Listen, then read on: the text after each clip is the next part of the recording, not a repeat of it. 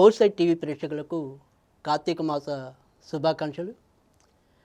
మరి కార్తీక మాసం 30 రోజులు అయిపోయిన తర్వాత మనకి మార్గశిరం ప్రారంభం కాగానే పాడ్యమి రోజున పోలి సర్గం అనే వేడుకతో మనము కార్తీక మాసానికి పూర్తిగా ఉద్యాపన చెప్పినట్టుగా అవుతుంది. మరి దీని కథా కమాయిషు ఏంటో తెలుసుకునే ముందు ఒకసారి భగవద్జ్ఞానం చేసుకుందాం. పూజ్యాయ రాఘవేంద్రాయ సత్యధర్మరతాయ చ భజతాం కల్పవృక్షాయ నమతాం కామధేనవే.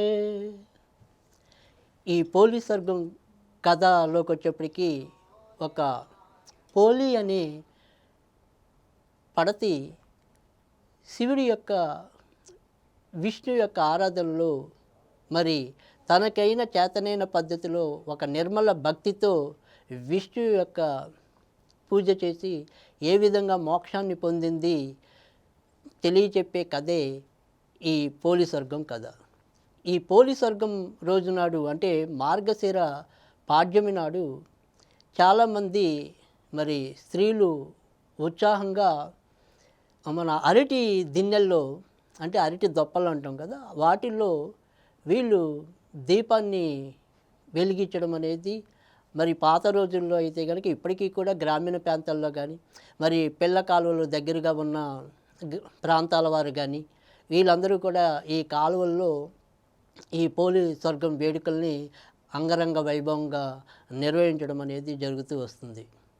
అది మరి నిజానికి అనేక వందలాది దీపాలు ఒక్కసారిగా ఆ కాలువలు వెంబడ వెళుతూ ఉంటే ఆ యొక్క రమణీయ దృశ్యం తిలకించడానికి మనకి రెండు కళ్ళు కూడా సరిపోవు.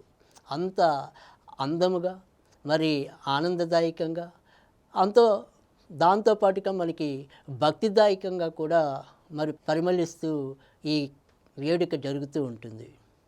ఇక్కడ ఇదే రోజు మరి ఈ స్త్రీలు ఈ యొక్క పోలి సర్గం కథని చెప్పుకొని ఆ తర్వాత ఈ దీపాలని వదిలిపెట్టడం అనేది కూడా జరుగుతుంది. నేతితో ఈ దివ్యల్ని వెలిగించడం అనేది ఉంటుంది. మరి ఈ కథ ఏంటి అంటే కనుక ఆంధ్రదేశంలో కృష్ణానదీ తీరంన ఒక బాదర అనే గ్రామంలో ఒక చాకలి కుటుంబం అనేది నివసిస్తూ ఉంటుంది. ఈ బాదర గ్రామంలో మరి అక్కడున్న సంపన్నుల జనాల యొక్క ఈ వస్త్రాలన్నింటినీ కూడా ఈ కుటుంబము శుభ్రపరచడం మరి వారికి ఆ రకంగా సేవ చేస్తూ ఉండటం అనేది జరుగుతూ ఉంటుంది. ఈ చాకలి కుటుంబానికి మరి గృహ యజమాని పోతడు అనేవాడైతే ఆయన యొక్క సతీమణి మాలి. వీరికి మరి నలుగురు కుమారులు ఉంటారు. అయితే ఈ నలుగురికి కూడా వీరు మరి వారికి యుక్త వయసు రాగానే వివాహం చేసేయటం కూడా జరుగుతుంది. అయితే ఇక్కడ ఈ నలుగురిలో అందరికంటే ఆఖరి కోడలు పోలి, మిగతా పై ముగ్గురు కోడళ్ళు కూడా చాలా దుష్ట స్వభావం కలిగిన వాళ్ళు. అలాగే అత్తగారైన మాలి కూడా బాగా పరమ గయ్యాలి, కలహ ఆపేక్షిత అంటే కలహాల్ని ఇష్టపడేది. అందుకని ఆమె కూడా ఈ ముగ్గురు తోడి కోడలు ముగ్గురితో కలిసి ఈమె యొక్క పోలిని నానా హింస పెడుతూ ఉంటారు. అస్తమాను భర్తకి ఆమె మీద ఏదో రకంగా చాడీలు చెప్పి ఆయన మరి ఈమెని దండిస్తే ఆ రకంగా వాళ్ళు ఆనందాన్ని అనుభవిస్తూ ఉంటారు. మనలో ఇప్పటికీ కూడా చాలామంది ఏదో రకమైన సరదా కొంతమంది ఆడవాళ్ళకు ఉంటూ ఉంటుంది. ఇతరుల మీద చాడీలు చెప్పి ఆ రకంగా తమ కడుపు నింపుకుంటూ ఉండే మహిళల్ని మనం చాలామందినే ఈ సమాజంలో చూస్తూనే ఉంటాం. అందుకు భిన్నమైన కథ అయితే ఏమీ కాదు. అదే రీతిలో మరి ఈ అత్తగారికి ఈ పుట్టుకతో కొంతవరకు ఈ పోలి అనేది బేదరాలు అవటం, ఆ పై ఉన్న కోడళ్ళు ఎంతో కొంత మరి ఈమె కంటే ధనవంతులు అవటం వల్ల వారికి ఎక్కువగా గౌరవించి తిన్ని ఎక్కువగా చులకనగా చూడటం అనేది జరుగుతుందన్నమాట కథలో. అయితే ఇక్కడ పాపం నిజానికి ఆ తోడికోడళ్ళు కానీ మరి తన అమ్మ కానీ తన భార్య పట్ల చూపుతున్న వివక్ష అన్నది ఆ భర్తకి అర్థమైనప్పటికీ కూడా వాళ్ళ ముందు ఏమీ చేయలేని నిస్సహాయ స్థితిలో తను మరి నిర్ధనుడుగా ఉండటం వల్ల ఏమీ కాలేక వాళ్ళ సంతోషం కోసం నిజానికి భార్య తప్పు చెయ్యలేదు అనే సత్యం తెలిసినప్పటికీ కూడా ఆమెని వారి వారి మాటలకి అనుగుణంగా ఇతను మరి ఈమె మీద ఉద్రేకాన్ని ప్రదర్శించటం ఎంతో కొంత ఆమెని దండించటం అనేది చేస్తూ వస్తాడు. ఇలా ఉండగా ఒకానొక రోజు మరి కార్తీక మాసం సమీపిస్తుంది. ఈ కార్తీక మాసం మరి నదీ స్నానం చేయడానికి, తర్వాత మరి వివిధ ఈ జ్యోతులు వెలిగించడం కానీ తదాది కార్యక్రమాలన్నీ నిర్వహించడానికి వీరికి మరి కొంత దూరంలో ఉన్న ఈ నదీ తీరానికి వీళ్ళందరూ కూడా మన మాలి గారు మరి ఆవిడ యొక్క మిగతా ముగ్గురు కోడళ్ళు కూడా బయలుదేరి ఆ ప్రాంతానికి చేరుకోవడానికి వెళ్తారు. ఇక్కడ పాపం ఈ పోలి చాలా అమాయకంగా ఏం చేయాలో పాలుపోక, అయ్యో నా దుస్థితి ఇలా అయ్యిందే అని చెప్పి తనలో తను మదన పడిపోతూ ఉంటుంది. మరి నిజానికి మొదటి నుంచి కూడా తన భర్త ఎంత తన్ని మధ్య మధ్యలో ఇలా దండెత్తుతున్నా, మరి మిగతా తోడికోడళ్ళందరూ కూడా తన పట్ల అనుచితంగా ప్రవర్తిస్తున్నా, తన అత్తగారు కూడా ఏ రోజు కూడా తన పట్ల కనికరం లేకుండా మాట్లాడుతూ ఉన్నా, వాటన్నిటినీ కూడా ప్రతిరోజు మౌనంగా భరించిందే తప్ప ఏ రోజు కూడా వారిని పల్లెత్తు మాట అనని మృదు స్వభావి ఈ పోలి.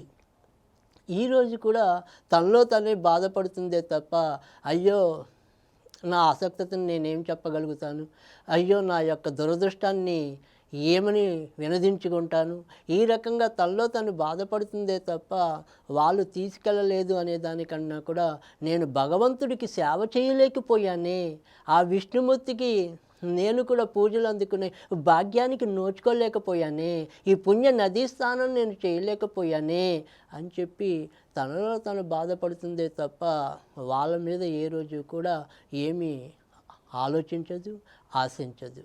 ఇక వీళ్ళందరూ కూడా అక్కడికి వెళ్ళి ఆ నదీ స్నానం చేస్తున్నారన్న మాటే తప్ప అక్కడ మరి అందరూ కూడా మనలో చాలామందికి తెలిసింది. మనం కూడా మధ్య మధ్యలో అంటే అసలు ఈ మహిళలందరూ కూడా ఎలా పెడతారు, ఈ జ్యోతులు ఎలా వెలిగిస్తారు, ఇలా ఆసక్తితో తిలకించే వాళ్ళు కొంతమంది ఉంటారు. అలాగే మరి కొందరు మరి వీళ్ళు అసలు ఏ రకంగా పూజలు చేస్తారో ఆ పూజలు మనం కూడా నేర్చుకుంటాము అనే ఒక రకమైన ఉద్దేశంతో మరికొందరు, అలాగే మరి ఇంకా కొంతమంది వీటన్నిటినీ కూడా ఒక ఆటలాగా భావించి ఇదేంటో వీళ్ళందరూ ఇంత పిచ్చిగా ఇలా దీపాలు పెడుతున్నారు, వెలిగిస్తున్నారు అని వాళ్ళు నవ్వుకోవడానికి చేరే వాళ్ళు కొందరు. ఇలా రకరకాల యాత్రికులతో మరి ఆ ప్రదేశం అంతా కూడా నిండిపోయి ఉంటుంది. ఇక్కడ వీళ్ళు ఇంకా నదీ స్నానానికి ఉపక్రమిస్తున్న మాటే తప్ప ఎంతసేపు కూడా వాళ్ళ ధ్యాస అంతా కూడా అయ్యో మనం మరి ఆ పోలిని ఒక్కదాన్ని వదిలేసి వచ్చాం, అది వెన్న మిగడలు తినేస్తుందో ఏంటో, ఈ పాలన్నీ తనే తాగేస్తుందో ఏంటో, వాళ్ళ దృష్టి అంతా కూడా ఎంతసేపు పోలి మీదే ఉంటుంది తప్ప వారు అక్కడ నిర్వహించవలసిన క్రియల మీద ఏమాత్రం కూడా వారికి దృష్టి ఉండదు. అందుకే మన అందరం కూడా వారి పరంగా గమనించాల్సింది, నేర్చుకోవాల్సింది ఏంటి అంటే కనుక మనకి ఒక సామెత ఉంది, చిత్తం చెప్పుల మీద అని భక్తి శివుడి మీద అని చెప్పి. మనసు మనది ప్రధానం. మన మనసులో ఎవరినైతే మనం కొలవాలనుకుంటున్నామో వారి యొక్క ధ్యానం అనేది మన మనసులో నిలవాలి తప్ప పరధ్యానం అనేది పనికిరాదు.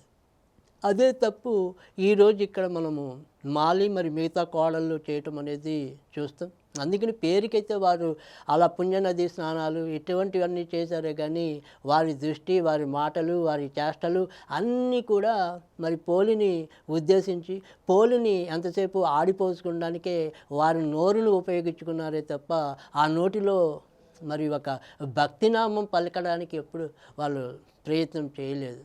కానీ ఇక్కడ దానికి విరుద్ధంగా పోలి తన వెళ్ళలేకపోయిన దాన్ని ఏమీ కూడా మరి అసంతృప్తి ఇలాంటి వాటికి తావివ్వకుండా తను ఉన్న దాంట్లోనే అంటే ఇంట్లోనే నేను ఏ విధంగా చేయొచ్చు, నేను ఇంట్లోనే అంటే నాకు దొరికిన నాకు లభ్యమైన వాటితోనే నేను ఏ రకంగా ఈ పుణ్యాన్ని సంపాదించవచ్చు అని చెప్పి ఆలోచన చేసి మరి కొండలో నిల్వ ఉంచిన నీటితో స్నానం చేసి దాన్నే నదీ స్నానంగా భావించుతుంది.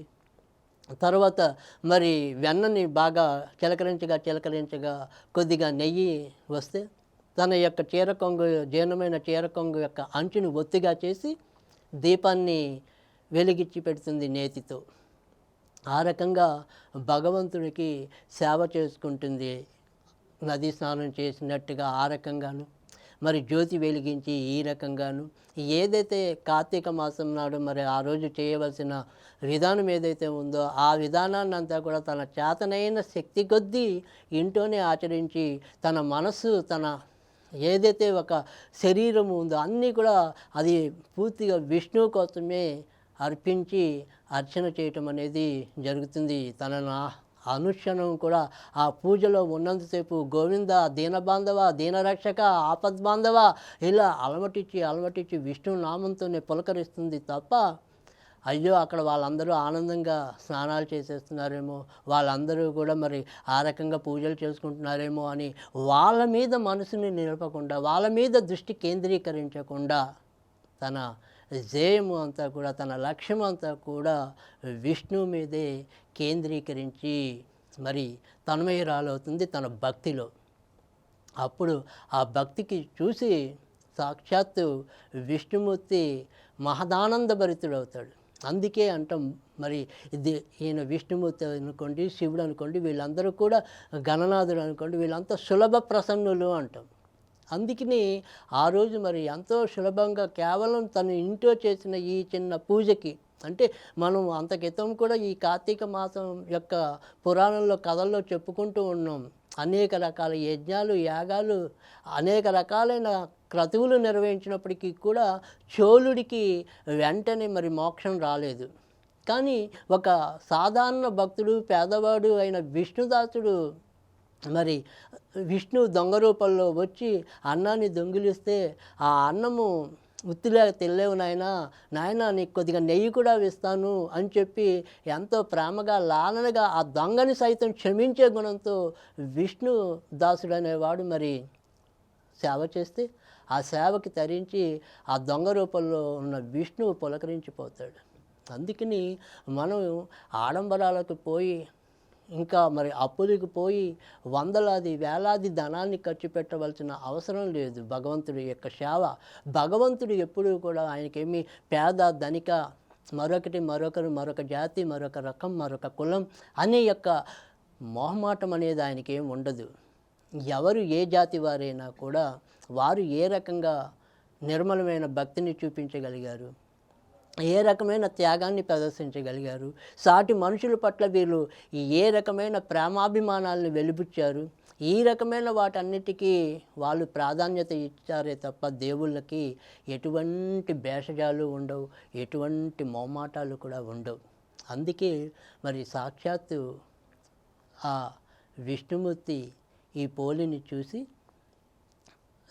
వెంటనే తన యొక్క రథ సారకుడైన వైకుంఠుడిని పిలిచి, సుశీలుడు ఆయన పేరు, ఆయన వైకుంఠవాసుడు, ఆ సుశీలుడిని పిలిచి వెంటనే రథం మీద ఆ పోలిని తోడుకుని రా, ఆమె ఈ భక్తుల్లోనే అగ్రగణ్యురాలు, ఆమె యొక్క భక్తికి నేను మహదానందపడిపోతున్నాను, వెంటనే తీసుకుని రమ్మని చెప్పి ఈ సుశీలుడు అనేవాడిని పంపిస్తారు.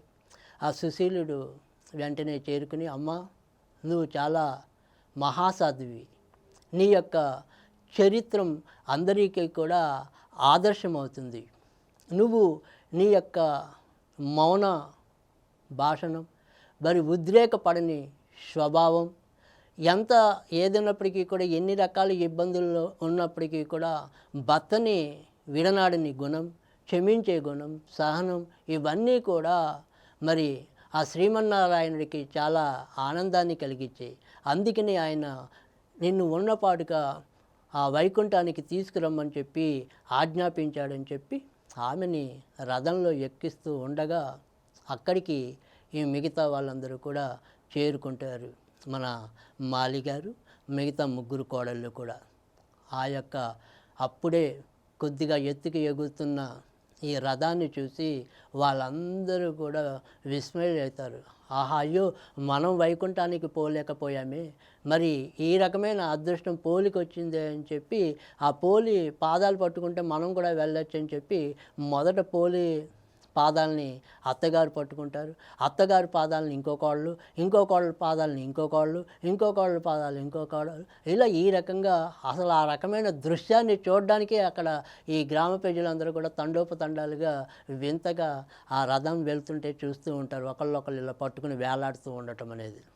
అప్పుడు సుశీలుడు అంటాడు, మీరందరూ కూడా దుష్ట స్వభావం కలిగిన వాళ్ళు, ఏ రకంగా కూడా మీకు వైకుంఠానికి వచ్చే అర్హత కానీ స్వర్గానికి చేరుకునే అర్హత కానీ ఏ రకంగానూ కూడా లేదు.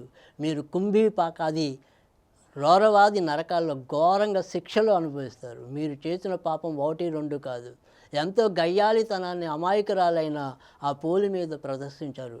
మీరు ఎట్టి పరిస్థితుల్లో కూడా ఈ యొక్క భగవంతుడి చేరికకి అర్హనీయులు కారు అని చెప్పి తమ దగ్గర ఉన్న ఖడ్గంతో అత్తగారి చెయ్యి ఖండిస్తే అందరూ కూడా ఒకళ్ళ మీద ఒకళ్ళు కింద పడతారు.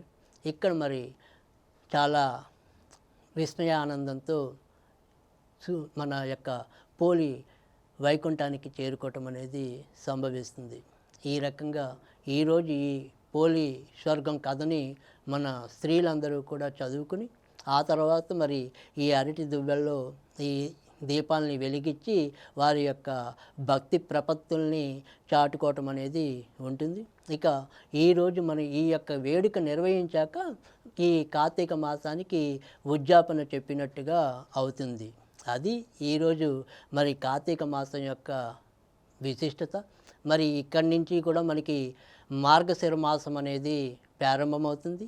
ఈ మార్గశిర మాసం నుంచి మనకి ఇప్పటిదాకా మనం కార్తీక మాసంలో ఎలాగైతే సోమవారాలకి ప్రాధాన్యత ఇచ్చామో, ఇక నుంచి మరి మార్గశిర మాసాల్లో లక్ష్మీవారము లేదా గురువారం అని చెప్పి, అదే కొన్ని ప్రాంతాల్లో బేస్తావారం అని కూడా అంటారు. ఇక్కడి నుంచి మనకి గురువారాలన్నీ చాలా అమిత ప్రాధాన్యతని సంతరించుకుంటాయి. ఇంకా ఈ మార్గశిర మాసం అంతా కూడా మరి విష్ణువుని సేవించుకోవటం అనేది ఉంటుంది. అలాగే ఇదే మార్గశిర మాసంలో మనం మరి మున్ముందు దత్త జయంతి, తర్వాత మరి గీతా జయంతి, అన్నపూర్ణ జయంతి, భైరవ జయంతి ఇత్యాది పండగలన్నీ కూడా మనము భక్తి శ్రద్ధలతో నిర్వహించుకోబోతున్నాం. అవన్నీ కూడా మనం భక్తితో నిర్వహించుకోవాలని కోరుతూ మరి కార్తీక మాసానికి తాత్కాలికంగా సెలవు.